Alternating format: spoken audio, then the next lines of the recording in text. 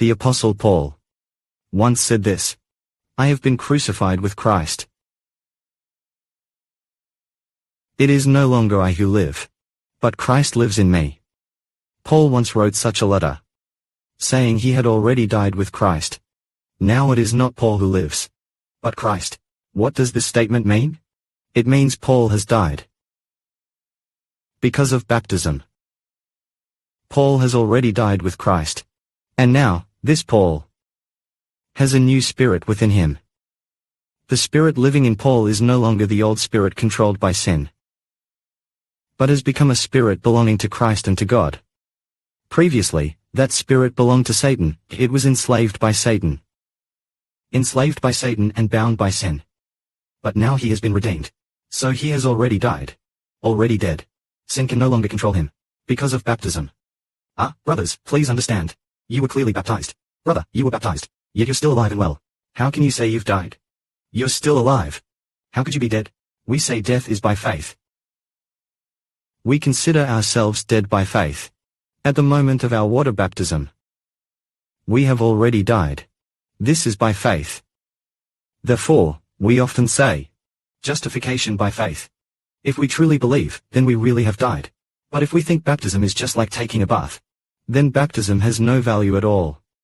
However, if we are truly baptized in the name of the Lord Christ, publicly declaring baptism, and proclaiming that we have died with Christ, then indeed, from the perspective of faith, we have already died. Thus sin no longer controls us. Sin cannot control those who are dead. This doesn't mean sin stops controlling us only after physical death. We all know, Grandpa Shibois has already passed away. Since he has died, sin no longer controls Grandpa Shibois.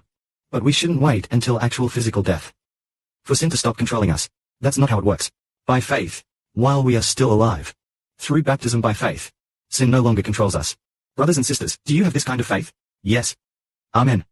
Don't wait until after we physically die for sin to lose its control, otherwise we won't be saved. While we are still alive, if we are baptized by faith, we have already died. Believing we are already dead, sin can no longer control us. But if someone thinks, baptism? I don't really know what it means, and goes through it unclearly and unknowingly, then surely they remain under sin's control. So let's read the truth taught by the Apostle Paul. Everything we've discussed is based on faith. Without faith, one is certainly controlled by sin. But with faith, one has already been freed from sin. Let's explain this further.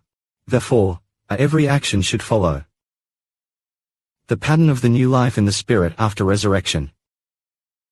If through baptism we have been united with Christ in the likeness of his death, then we shall also be united with him in the likeness of his resurrection. I know that our old self was crucified with Christ, so that the body ruled by sin might be done away with, so that we would no longer be slaves to sin. In other words, how can a person avoid being enslaved by sin?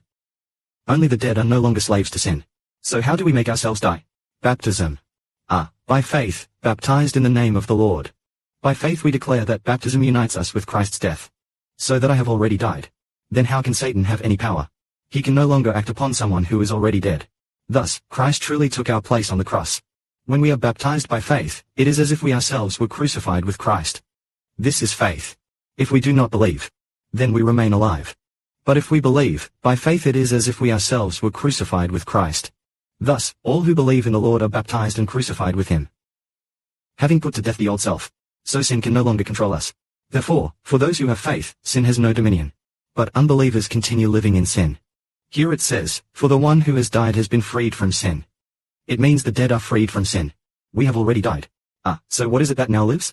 What lives now is a new creation. It means we were originally children of Adam. We have been cut off.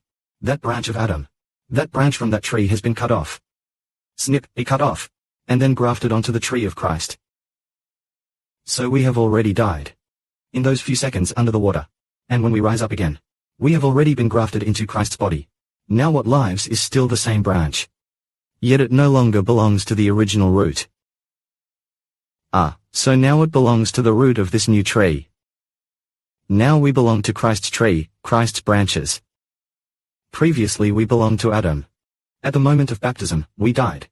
Were we underwater for 5 seconds? As soon as we come up, we live again. Coming up means we are immediately grafted onto Jesus.